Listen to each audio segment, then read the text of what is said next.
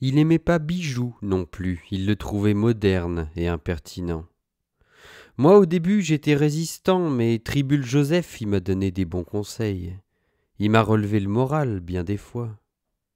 C'est malheureux de devoir quelque chose à un bourg, mais à lui je dois bien des choses. Faut que j'avoue, et qu'on n'en parle plus. Il était gai en plus, il semblait toujours qu'il allait nous chanter quelque chose, surtout quand il était travesti en voyageur. J'en ai connu qu'un, encore plus anglais que lui. C'est Mériel qui nous faisait tous bien marrer au petit casino d'avant-guerre avec ses imitations. Seulement, Tribule, il s'était fignolé en plus un prénom, William, qui lui allait bien. En 1916, quand on s'est rencontrés, on n'en faisait déjà plus des Anglais comme lui à Londres, aussi anglais, je veux dire. Mais il tenait à son genre, à son prestige quai d'orfèvre. Il changeait pas de mise.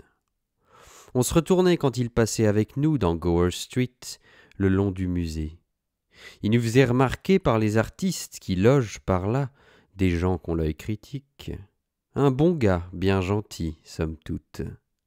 C'est sa gonzesse, une hystérique, Adolphine, qui a fini par le sonner. Il aimait trop recevoir la trique, William, dans l'intimité. C'était son vice, et puis, pour se flatter d'être bien anglais, il pompait le whisky, au lit même, et Adolphine, elle se rinçait à la nisette. Tout ça devait finir au tragique. Un soir, ça s'est terminé en bataille. Ils savaient plus où ils étaient. Ils la viraient par la fenêtre. Ils croyaient que c'était l'entresol. Ils se trouvaient au troisième. Je sais pas ce qu'ils ont fait de William par la suite, mais je l'ai jamais revu. J'ai regretté. Il aurait peut-être empêché bien des choses. On m'a raconté, c'est pas sûr, que contre un verdict d'accident, il avait accepté de se faire mouche en Allemagne et que les Fritz finalement l'avaient écossé. À cette belle époque, on était déjà coquins dans les compromis. Le War Office en a fourni bien d'autres des fusibles dans des circonstances plus vaches encore. Si on parlait, on croirait pas. Il faut que je continue quand même. À droite donc du quartier Bloomsbury, voici les juifs encore, les vieux, les podagres, à crougnoter pour rire doucement déjà des rouspignols et du chicot, au fond de leur réduit entre 2 additions et 4 gilets à recoudre. Le quartier ne vaut plus rien au petit commerce. Il est trop près des lumières à présent de la grande artère Tottenham. Elle agglomère tout le quartier dans le néon dès les 4 heures. L'ombre épouvante, mieux que jamais. Chaque année apporte d'autres horreurs à la nuit des hommes. Les petits juifs de l'école qui sont nés dans les furoncles et les lunettes refusent de jouer aux billes. Leur frénésie, c'est la ruée jusqu'à l'angle de la Venelle pour aller admirer les bénéfices, étinceler parmi les étiquettes sur 4 kilomètres de vitrines, depuis la bouche du métro Osborne jusqu'au-delà de l'église baptiste Saint-Jean. La perspective est splendide. C'est plus une rue comme les autres, mais un fleuve en suspens, frétillant d'occasion, à tous les prix. Essaims de robes, nuées de mouchoirs, cascades de chemises souples, des millions de chaussettes, valises, soutien-gorge, libertis encore, langoustes toujours en coquille, puis en liberté. Les humains ruissellent, ébahis, le long des rives vitrées. Y passent et reviennent, se détachent avec peine, sauf les francs ivrognes qui ne croient plus à la matière. Ils ondulent seulement d'une rive à l'autre, en fantaisie. À cet endroit, j'ai plaisir à le répéter, près du métro, Bijou a failli se faire couper 2 doigts en tapant dans la sébile d'un soi-disant paralytique. Il volait pourtant comme un ange, Bijou. Juste derrière la grille au lavabo de ce Tottenham Corner, ça s'est passé. C'était là aussi par le fait qu'on posait l'énorme lampe à souder comme un phare ardent pour que le trafic se trompe pas les jours de brouillard. C'est rêveur de s'arrêter là pour entendre alors le train des hommes qui rôdent autour, qui passent peureusement. En plus, il y a toujours le charbon qui suinte au ciel et sur la terre, qui noircit même les gentlemen dans ces cas-là, et pourtant c'est des soigneux. Le Purcell, là, mon Angèle, c'était un vieux gentleman. Il allait et revenait du front tous les samedis au lundi. Son usine fonctionnait à plein tuyau tout ce temps-là, aux environs de Londres. Beaucoup plus loin encore, après le Park Hyde dont j'ai parlé, 3 kilomètres de cottage sur la ligne de l'autobus 112. C'est gentil, les environs de Londres, un peu angoissant comme toutes les campagnes, mais il faut rendre justice aux jardins à jonquilles, avec des pelouses en velours vivant, aux petits chats bien apprivoisés qui se postent au-devant des visiteurs. C'était là, Purcell, sa fabrique, au milieu de tout un choix de vieilles prairies, d'où le nom, Tartinal Green. Vert tartine, si vous aimez mieux, où se fabriquaient pour le moment des choses bien sérieuses.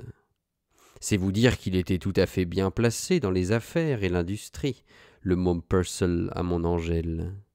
Il nous avait pas bluffé du tout.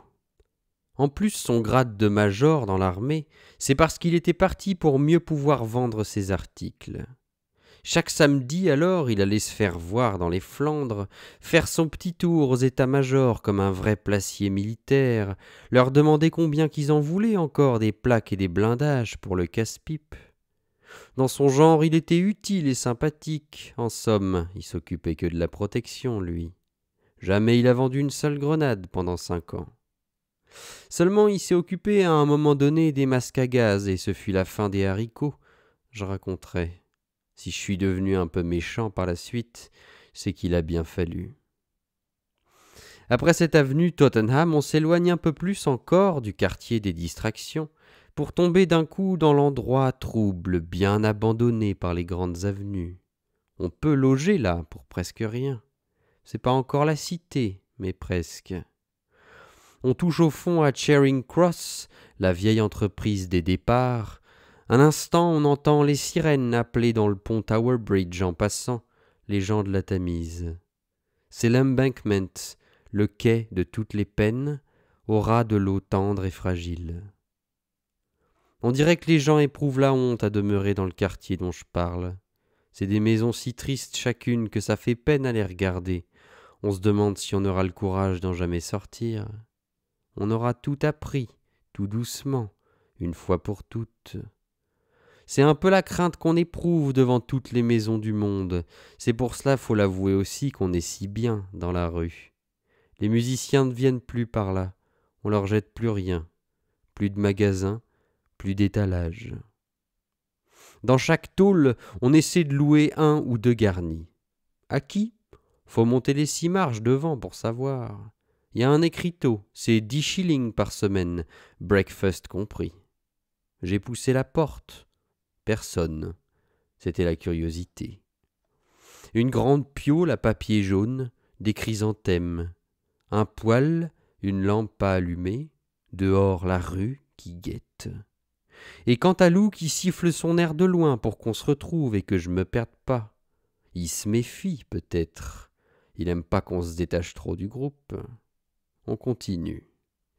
Le bar Burberry Cross où nous avions nos business. Il est situé, plus loin encore, jusqu'à la lisière, à 200 mètres de ces venelles d'oubli. Parce qu'à côté, à l'est, c'est-à-dire, c'est tout le contraire, tout raffut et tout boucan, un vrai boulevard du tralala pour la vie nocturne, la démarche, la gare et la distraction. 4 hôtels énormes refilent le voyageur du continent vers le trafic, et la province pompe et continue. Si ça peut exciter la couleur et le panache, y a qu'à se poser sur les 8 heures à l'angle et admirer les robes de bal. Du vert-pomme aux grenadines par le citron du Reseda, jusqu'à la Berlue ça défile, en groupes et familles. Ça bonde les rendez-vous et les taxis. Bonne bidoche, la lady, fécond pâturage. La haie d'aubépine ne prend pas les aveux pour rien. Elle doit avoir des vaches désirs à la traîne. Les gentlemen se passent dans l'épididyme plus de brandy que de divin prurit. Je les aurais rendus, moi, ces épouses bien salopes. C'est ce qu'on se disait avec aumône, tout artiste malgré tout, dans une chambre bien fermée, 1 heure seulement à leur manier la cuisse comme jamais dans la vie. Ça serait du bonheur comme on n'en connaît jamais, tellement il y a de la surprise en réserve et du délire de cochon. Il y a de quoi, dans une lady bien membrée, rénover 3 ou 4 littératures, sans compter la grande musique. Tout ça se perd le long du Strand, à jacasser dans les soies changeantes avec son fidèle voyageur, son loyal rôteur à brandy. C'est pas la peine de se donner du mal pour les hommes, y a qu'à leur donner la mort à boire. Ça vient vous parler politique, c'est des hoquets. On n'en crèvera jamais assez comme des bulles qui puent, perdues dans une merde qui sert à rien.